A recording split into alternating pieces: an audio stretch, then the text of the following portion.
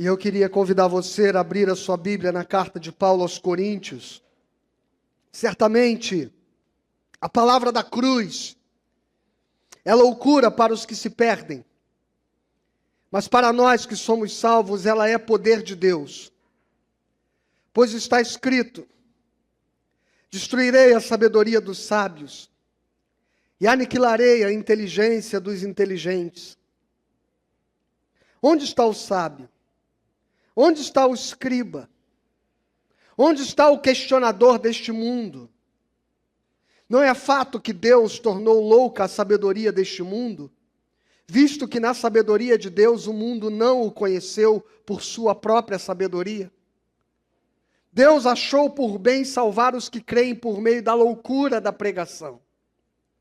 Porque os judeus pedem sinais, os gregos buscam sabedoria, mas nós pregamos o Cristo crucificado, escândalo para os judeus, loucura para os gentios, mas para os que foram chamados, tanto judeus como gregos, Cristo é poder de Deus e sabedoria de Deus. Porque a loucura de Deus é mais sábia do que os homens, do que a sabedoria humana, e a fraqueza de Deus é mais forte do que a força humana. Irmãos, considerem a vocação de vocês. Não foram chamados muitos sábios segundo a carne, nem muitos poderosos, nem muitos de nobre nascimento. Pelo contrário, Deus escolheu as coisas loucas do mundo para envergonhar os sábios, e escolheu as coisas fracas do mundo para envergonhar as fortes. E Deus escolheu as coisas humildes do mundo e as desprezadas e aquelas que não são, para reduzir a nada as que são, a fim de que ninguém se glorie na presença de Deus.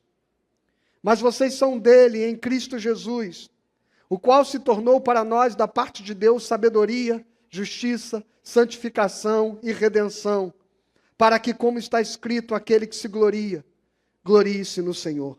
Feche teus olhos, Pai, eu te peço que o Senhor fale conosco nesta manhã. Nos inspire, nos ilumine segundo a Tua palavra, no nome santo e no nome poderoso de Jesus Cristo. Amém e amém. Eu, esta semana, recebi um vídeo de um personagem que se tornou famoso até no segmento evangélico, não vou dizer quem é, um moço da igreja com muito talento, com muito humor, com muita criatividade. E eu o acompanhei e o segui em seu canal durante muito tempo. E ele fez um primeiro movimento de se afastar da igreja, optando por ser um daqueles crentes desigrejados. E agora, num segundo movimento, eu o vi argumentando contrariamente à fé em Jesus. Argumentando que tudo isso não passa de uma grande manipulação. Que não faz sentido nenhum esta história de dizer que nós podemos encontrar felicidade em Jesus. E em dado momento ele desdenha da cruz de Cristo, do ato salvador de Jesus na cruz. E achei muito curioso este caminho de racionalizar, né? E os argumentos dele, diga-se de passagem, são muito bons, viu? E os argumentos dele são muito bons. Os argumentos dele são até coerentes, diga-se de passagem. Os argumentos dele seguem um princípio lógico, racional, que é difícil de ser refutado apenas no debate, na argumentação até. E eu ouvi por alguns minutos, e naquele instante me ocorre esse texto de Paulo. Onde está o sábio? Onde está o escriba? Onde está o inquiridor deste século, deste mundo? O questionador. A fé, diria o teólogo Paul Tillich, que a fé, irmãos, é algo que nos toca incondicionalmente. A fé não é produto, a fé não redunda e não resulta de um processo onde a partir de ser convencido por argumentos racionais, à luz de uma exposição sistemática da teologia, você passa então, racionalmente, a aceitar aquilo como verdade. Sabe por que que não é assim o processo da fé? A fé é algo que nos toca de um modo sobrenatural, porque não há argumentos racionais que possam explicar ou levar o homem a entender a cruz de Cristo. Não há argumentos racionais. Todo o princípio da cruz de Cristo, ele é sobrenatural, metafísico, espiritual, e de uma dimensão, de uma compreensão tão fora do tempo e tão fora da lógica da nossa racionalidade, que não há argumentos para convencer alguém a respeito da loucura. Paulo diz que é loucura a pregação da cruz de Cristo. Sabe, durante muito tempo, a fé foi o argumento para se explicar o mundo. As mais diversas expressões de fé criaram as mais diversas explicações para tudo aquilo que era desconhecido, para tudo aquilo que era não mensurável ou não conhecido do ponto de vista do que gerava determinados eventos. A chuva, o sol, a lua, o dia, a noite, os terremotos, as tempestades, o raio, o trovão, a natureza em si, antes de que houvessem as ciências da natureza, todo fenômeno se explicava à luz da fé. Aí veio a filosofia, no 6º século antes de Cristo, quando nasce a filosofia na Grécia Antiga. E os filósofos, eles descredenciam a fé como sendo, e o senso comum como sendo fonte de conhecimento e de explicação da realidade. Para a filosofia, as coisas devem se explicar a partir de um processo racional e lógico. De modo que é o argumento racional e o argumento lógico que vão nos levar à compreensão da verdade, perguntando os porquês das coisas. E a cada porquê se encontra uma resposta até que nós tenhamos a compreensão de como se dão os fenômenos, no caso da filosofia, físicos e metafísicos. E então a filosofia descredencia a religião como fonte de verdade.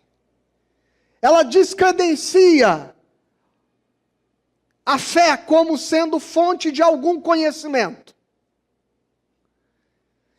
E é exatamente a partir desse descredenciamento da fé que Paulo escreve aqui. Os gregos pedem sabedoria.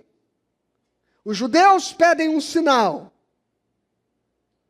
Os gregos buscam sabedoria. A sabedoria aqui é no sentido, buscam lógica, buscam racionalidade, buscam causalidade.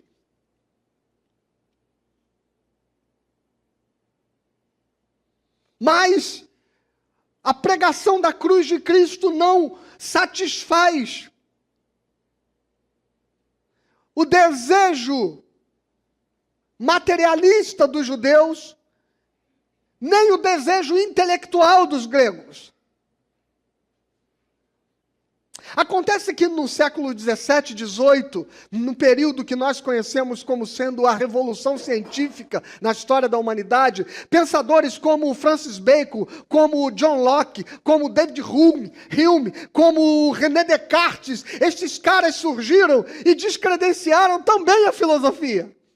e disseram: não, não é apenas a razão e a lógica que é a fonte do conhecimento, mas o conhecimento da realidade só é possível a partir da experiência empírica, a partir da observação. Então é preciso que se haja observação, que se haja repetição, que se haja a experimentação, para que a partir disso nós possamos conhecer a realidade. Qualquer coisa que não possa ser experimentada, que não possa ser testada, que não possa ser provada, não deve ser objeto da compreensão e do conhecimento humano. Então, Hume dizia, e Locke dizia, a filosofia então e a sua metafísica e a tentativa de explicar as coisas não concretas e não visíveis, ela não tem nenhum sentido, é perda de tempo. O homem deve basear o seu conhecimento naquilo que é científico, naquilo que é experimentável, experienciável. Veja o caminho da racionalidade. Ela primeiro descredencia a fé para se apoiar na lógica. E depois vem a ciência, que descredencia a lógica para se apoiar no empirismo, na prática, na experimentação. Francis Bacon, por exemplo, dizia: é preciso que a gente então construa instrumentos que ampliem a nossa capacidade de observar a realidade, para que nós possamos ver aquilo que os nossos sentidos não conseguem ver naturalmente. E é diante deste mundo racional que certo dia os racionalistas disseram que seria questão de tempo até que a religião cristã desaparecesse, porque a ciência daria conta de explicar tudo aquilo que a religião tenta explicar. E nós já vivemos alguns séculos depois da Revolução Científica. Ela aconteceu a partir do século XVII. Teve o seu auge no século XVIII. Nós tivemos a explosão tecnológica no século XX. E agora nós estamos no século XXI. E o homem continua lidando com as mesmas angústias, com os mesmos medos, fazendo as mesmas perguntas que a ciência não respondeu.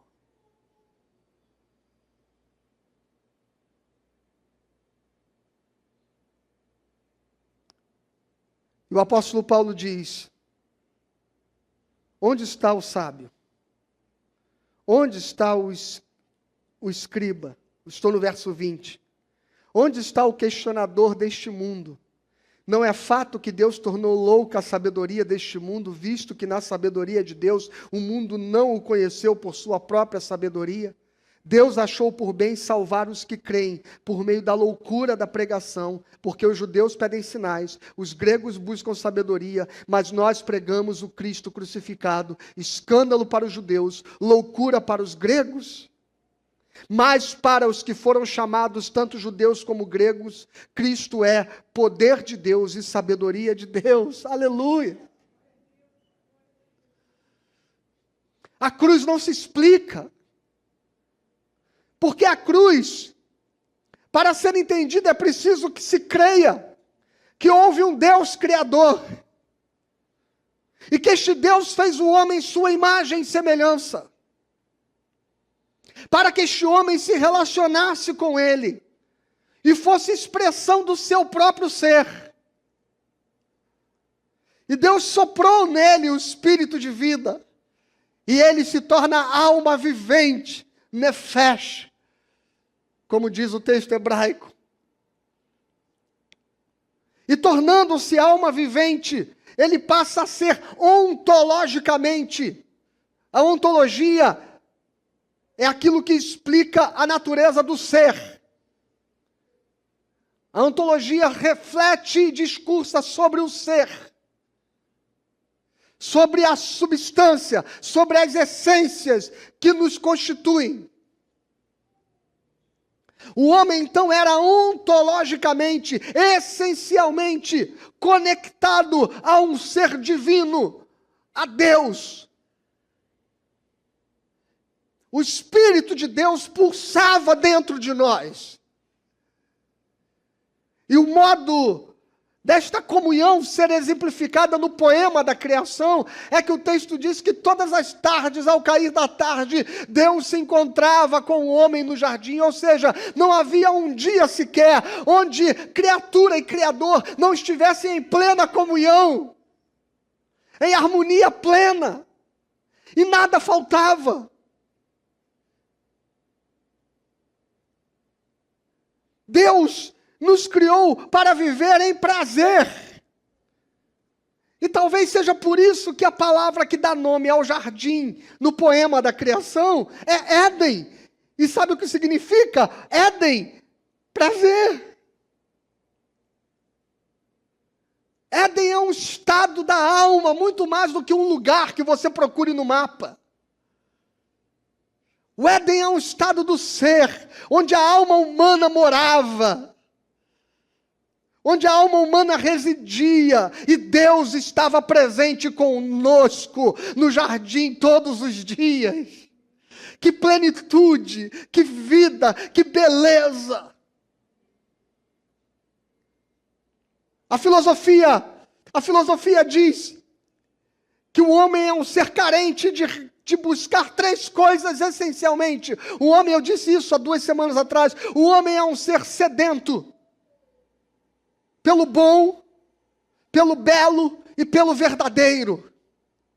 O homem busca o bom, o belo e o verdadeiro, a sede da nossa alma. E um dia nós vivemos em harmonia plena com o que é bom, com o que é belo e com o que é verdadeiro. Portanto, não havia dúvidas, não havia inquietações na alma, de onde eu vim, qual o sentido da vida, para onde eu vou. Tudo estava claro, tudo estava explicado, não havia solidão, não havia medo, não havia incerteza sobre o amanhã, porque tudo nos estava ao alcance, porque nós estávamos conectados com a fonte de toda a sabedoria, de toda a vida, de toda a compreensão do universo inteiro.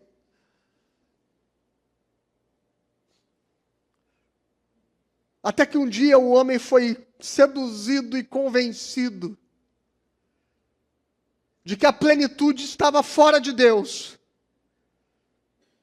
de que a plenitude estava na sua razão, de que a plenitude estava na sua própria lógica, de que a plenitude estava no seu próprio modo de buscar o conhecimento. Até que um dia, aquilo que foi simbolizado no Éden como a serpente, diz ao homem que se ele comesse daquele fruto, ele seria como Deus. E ele seria conhecedor de todas as coisas. Veja, o homem estava conectado a toda a fonte de todo saber e de todo conhecimento.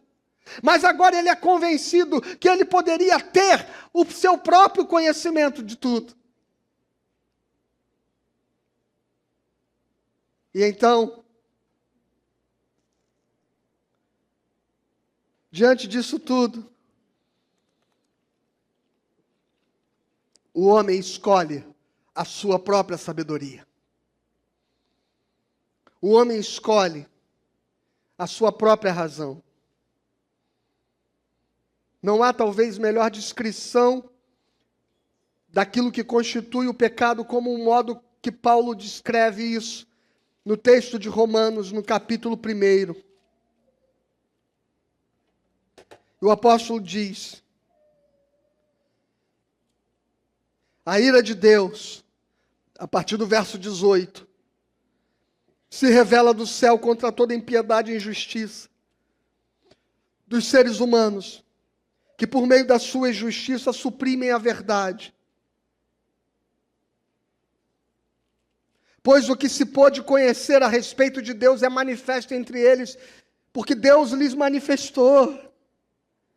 Porque os atributos invisíveis de Deus, isto é, o seu eterno poder e a sua divindade, claramente se reconhecem desde a criação do mundo, sendo percebidos por meio das coisas que Deus fez. Por isso os seres humanos são indesculpáveis, porque tendo conhecimento de Deus, não o glorificaram como Deus, nem lhe deram graças, pelo contrário, se tornaram nulos em seus próprios raciocínios, e o coração insensato deles se obscureceu. Veja, se tornaram nulos em seus próprios raciocínios, e o coração insensato deles se obscureceu. Então aquilo que o homem julgou ser buscar a sabedoria, tornou-se exatamente a fonte da sua ignorância. Porque ele abre mão do conhecimento de Deus para buscar o seu próprio conhecimento. Pode parecer a você que esta palavra nesta manhã seja uma palavra que tenha objeção à ciência, ao pensamento, à razão, à pesquisa, ao conhecimento. Nada disso. Nada disso. Eu sou formado pela Escola Técnica Federal, num curso técnico, que exerço a profissão desde 1992. Hoje sou um profissional, exerço cargo de liderança na Petrobras. Eu sou formado bacharel em teologia. Estou graduando em filosofia, portanto, não está aqui alguém que esteja desestimulando você a buscar conhecimento. Não está aqui alguém que está querendo dizer, e eu já ouvi muita gente dizer, né, que estudar é perda de tempo, ou que é coisa do diabo. Eu não estou aqui para dizer a você, como certa liderança evangélica outro dia disse, para você não mandar seu filho para a universidade. Não, eu não estou aqui dizendo isso para você. O que eu quero dizer a você é que tudo isso não leva o homem ao conhecimento de Cristo e do seu poder. O que eu quero dizer é que toda a sabedoria humana, veja, o apóstolo Paulo ele faz uma ilustração. Ele diz, porque a loucura de Deus é mais sábia do que os homens.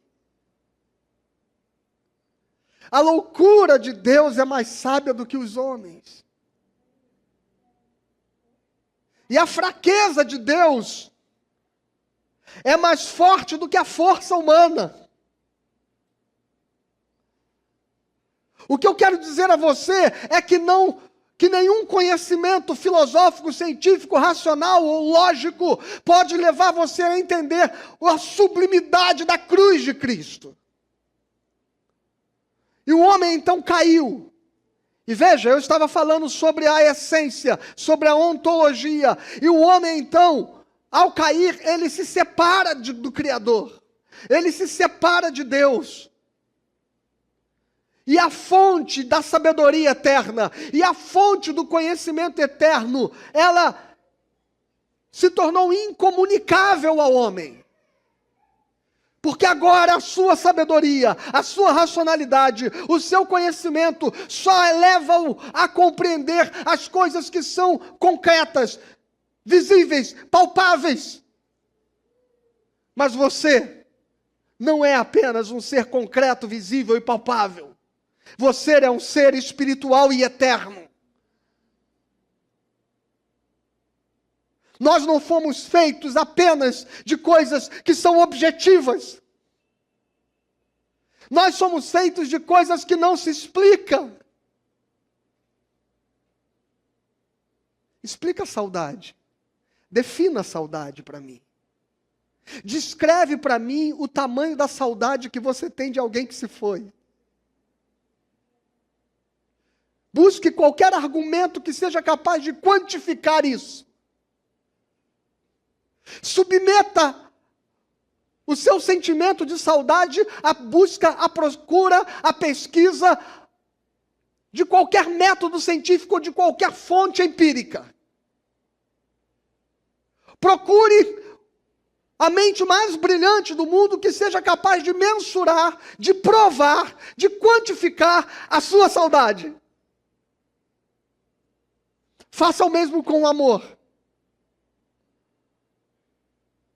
Faça o mesmo com o medo.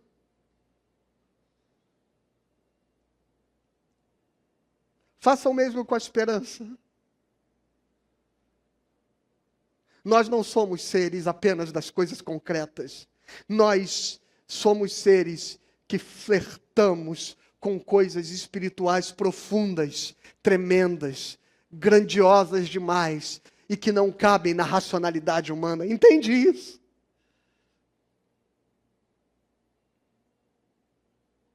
E o homem então se desconectou desta fonte, que dialogava com seus medos, que dialogava com a sua saudade, que dialogava com o seu amor, que dialogava com a sua esperança. O homem perdeu o acesso àquilo que é plenamente bom, plenamente belo e plenamente verdadeiro. E se apegou a algo que ele passou a chamar de verdade. O conhecimento científico, o conhecimento técnico, o conhecimento quantificável das coisas.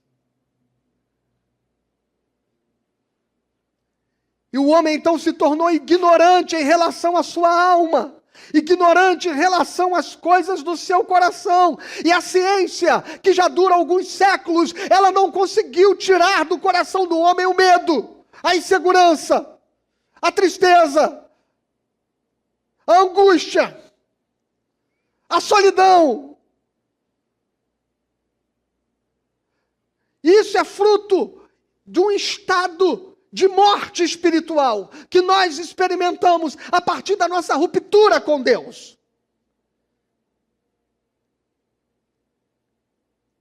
E esta é uma condição que se instalou em todos nós. Todos nós. Não, este não foi um gesto de Adão. Adão é símbolo de humanidade. Adão é símbolo de todos nós. Adão é figura de todos nós que nascemos rompidos com Deus, divorciados de Deus, separados de Deus. E, portanto, condenados a uma eternidade fora do Éden.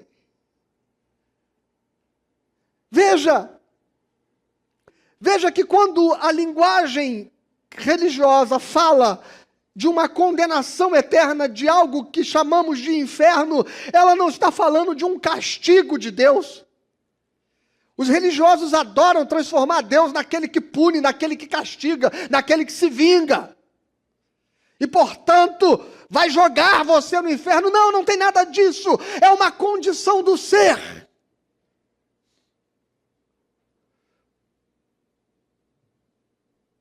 É uma ausência de Deus. É viver desconectado de toda luz, de toda fonte de vida. Isso não é uma condição de castigo, é uma condição ontológica. Como eu poderia explicar esta condição ontológica? Veja. O pecado é uma condição ontológica, não é uma questão comportamental. Se o meu braço, por exemplo, por alguma razão, por alguma disfunção, por Parkinson que seja, passasse a me esbofetear, eu poderia contê-lo, eu poderia amarrá-lo, eu poderia controlá-lo, eu poderia tomar uma medicação ou fazer uma fisioterapia, talvez, que pudesse conter e ajustar os meus movimentos. Pecado não é um braço descontrolado, que eu tento controlar. Pecado é um braço que um dia disse para o resto do corpo, eu não quero mais fazer parte de você. E se amputou do corpo. Alguém já viveu na roça? Alguém já matou uma galinha alguma vez? Ou um pato? Alguém já viveu a terrível experiência de cortar o pescoço de um desses animais e ele ficar correndo no meio do quintal com sangue espirrando?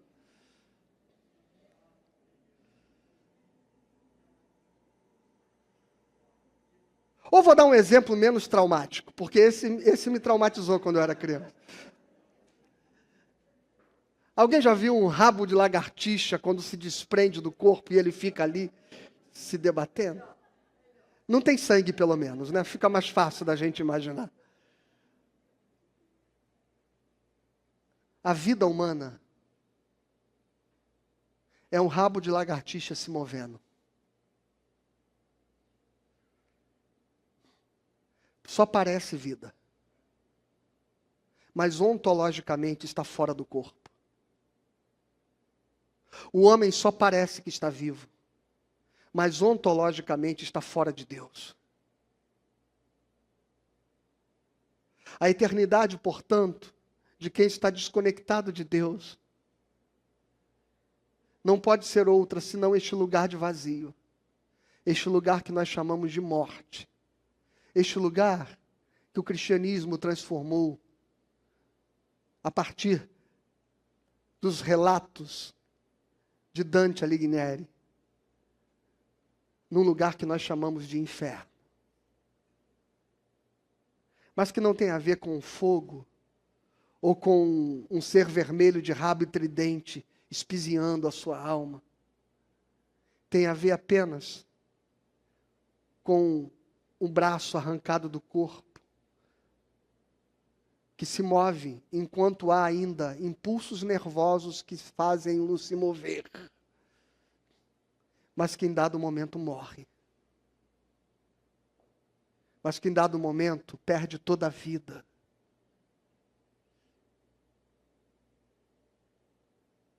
Eu sou a videira verdadeira. Jesus dá um exemplo menos sanguíneo. Jesus diz: eu sou a videira verdadeira. Toda vara que está ligada em mim tem vida, mas toda vara que está desligada de mim não tem vida em si mesma. É possível que você arranque uma rosa da roseira e ela continue bonita por alguns dias. E você coloca na água e ela fica ali. Mas ela vai morrer inevitavelmente. Inevitavelmente ela vai murchar. Inevitavelmente ela vai perder toda a aparência de vida e toda a beleza. Assim é um homem. Ele é alguém que, pelo pecado, foi arrancado da videira verdadeira. E então vem a cruz de Cristo. Então vem Jesus Cristo, que veio definitivamente morrer a morte que nós deveríamos morrer. Que veio definitivamente experimentar o vazio do inferno que nós deveríamos experimentar. Que veio se entregar por nós. E havendo morrido na cruz, Deus estava em Cristo, diz a palavra. Deus estava em Cristo reconciliando consigo o mundo. Deus estava, através da cruz, nos reconectando com Ele. Jesus refez as sinapses da nossa alma com Deus. Jesus reconectou o homem com Deus através da cruz. A cruz de Cristo é inexplicável, porque ela não age nas dimensões daquilo que é concreto, visível, palpável, mensurável. A cruz de Cristo não é um evento político, social. A cruz de Cristo é um evento que aconteceu na eternidade, para livrar o homem da sua condição alienada de Deus e reconectá-lo com Deus.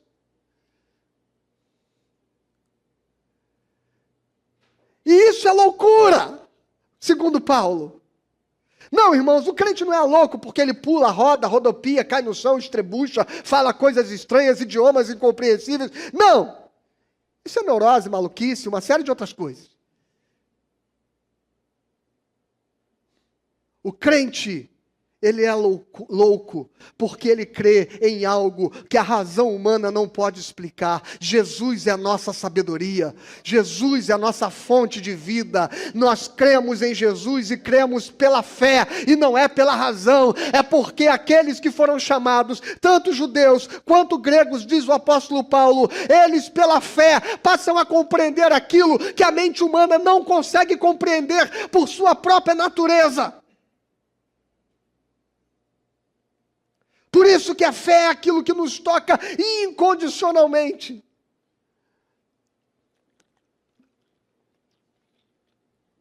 E a sabedoria humana, ela tem o seu lugar para as coisas que concernem as realidades concretas. Mas só a fé em Cristo, na cruz de Cristo, pode reconectar você com Deus. E esta é uma realidade que não se explica e que não se entende racionalmente. E por que Paulo então diz? Vejam,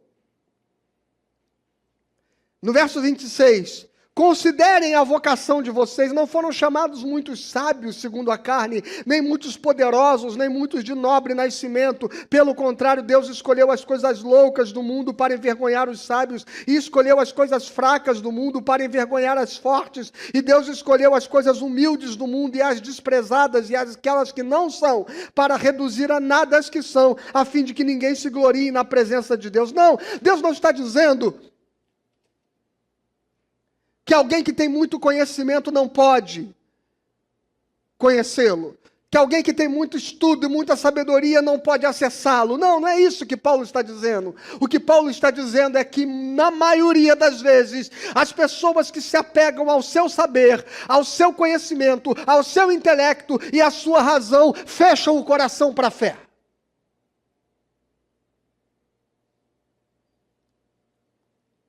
E passam a querer que Deus seja algo que faça sentido. Que a cruz de Cristo seja algo lógico. E a cruz não é lógica. A cruz sequer é histórica e temporal. Ainda que ela tenha um evento histórico e temporal, que aconteceu há 2.000 anos atrás, mas que nas Sagradas Escrituras está dito que a cruz de Cristo aconteceu antes que o mundo existisse. Como explicar a loucura de alguma coisa que antes que acontecesse no tempo, aconteceu fora do tempo? Que antes que ocorresse na história, acontece na meta-história. Isso é loucura. Isso é loucura.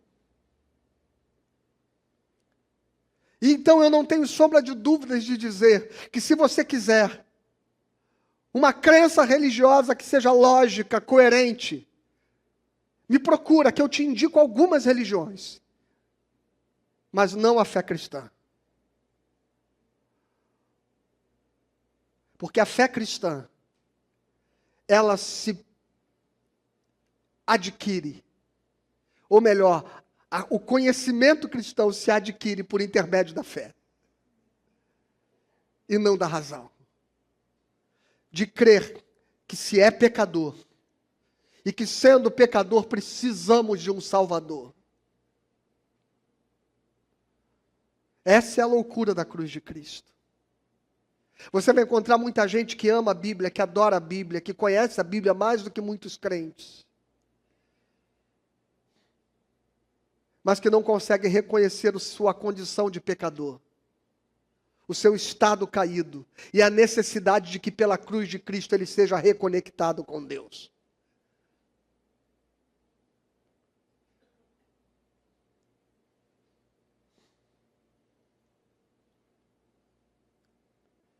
E então o texto diz,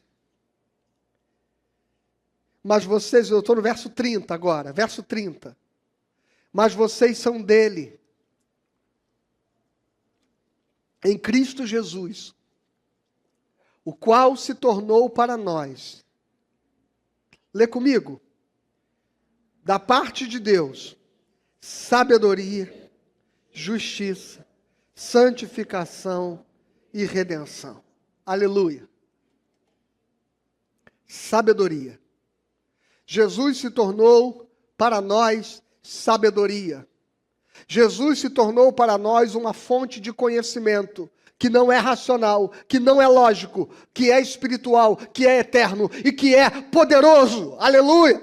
O que Paulo diz é que a loucura da pregação é loucura para os sábios, é escândalo para os judeus. Mas para nós é poder de Deus. Oh, louvado seja! A sabedoria de Deus é poder. E que não é um poder humano e natural, e que não é um poder do conhecimento racional, mas é um poder que se alcança pela fé, e apenas pela fé.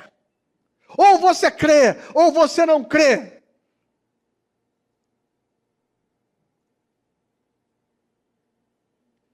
É por isso que no cristianismo não cabe simpatizantes. Sabe, simpatizantes, eu gosto. Eu acho legal a doutrina de vocês. No cristianismo não tem lugar para simpatizantes. Ou você crê, ou você não crê na cruz de Cristo. Obrigado, irmão.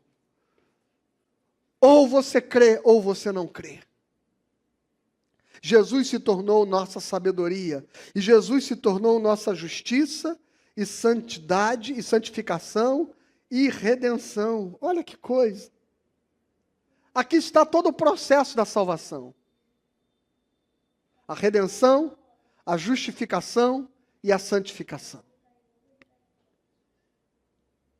Talvez você já tenha lido, visto ou ouvido esta figura para tentar explicar isso. Sabe, a redenção é quando Deus livra você do poder e da escravidão do pecado. Isso é a redenção. É como comprar um escravo. É como pagar um preço e adquirir um escravo e libertá-lo. Isso é a redenção. A redenção está, talvez, explicada na Bíblia como nenhum outro lugar no livro de Ruth. Porque ela estava presa ao seu antigo marido que morreu.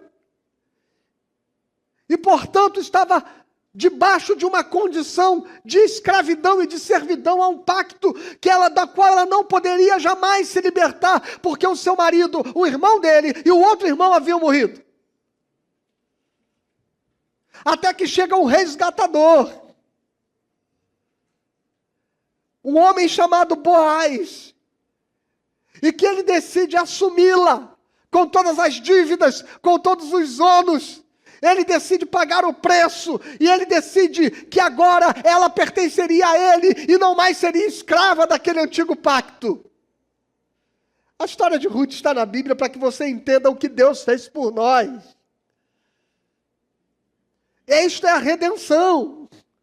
A redenção é livrar você da escravidão do pecado. Agora, você não é mais escravo do pecado, porque Deus pagou um preço e te comprou, e você agora é livre. Aleluia. A justificação é o ato de Deus tirar de você toda a culpa pelo pecado.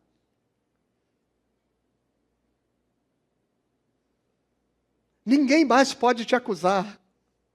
Nada mais pode te condenar. Veja, a justificação te perdoa do pecado. A redenção te liberta do pecado. Estas duas coisas precisam acontecer simultaneamente na vida do crente. Porque há crentes que adoram viver no âmbito da justificação, mas não na experiência da redenção. E como se dá isso? É o crente que todo culto chega dizendo: Senhor, perdoa os meus pecados, mas ele permanece nos pecados. O que Paulo diz em Romanos capítulo 6, que diremos, pois, permaneceremos no pecado? De modo algum. Como viveremos no pecado, uma vez que morremos para o pecado, uma vez que fomos libertos do pecado? E aí no capítulo 7 de Romanos ele diz, é igual a mulher, ela está presa ao marido enquanto o marido é vivo, mas se o marido morrer, ela não tem mais compromisso com ele, agora ela é livre, ela pode casar de novo. O que Paulo está dizendo é, você era escravo do pecado, então você era preso ao pecado, você era obrigado a pecar, você não tinha liberdade para não pecar, mas Jesus Cristo não só te perdoou dos seus pecados, como ele quebrou toda a força que o pecado exercia sobre você, para que você não peque mais. Isso é a redenção e a justificação trabalhando juntas. Então, se um dia te perguntarem qual é a diferença de redenção e de justificação, a justificação me perdoa do pecado, a redenção me liberta da escravidão do pecado.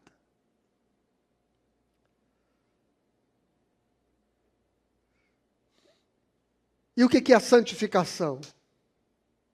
É o modo processual de como nós vamos deixando o pecado e adquirindo novos comportamentos e novos hábitos em Deus. Então, a ilustração que eu disse que talvez você já tenha lido, visto ou ouvido em algum lugar é o seguinte, resumidamente, na justificação, Deus me tirou da lama. E na santificação, Deus tira a lama de mim. E consegue ver a cena? Na justificação, eu estava caído num poço de lama, e eu não podia sair de lá, e eu estava preso a este poço de lama. Na redenção e na justificação, Deus me tira da lama. Mas entende que ao ser tirado da lama, você continua sujo. Mas você não está mais preso a ela. Isso é a justificação. Isso acontece uma vez por todas na sua vida, quando o seu coração reconhece Jesus Cristo como seu Salvador.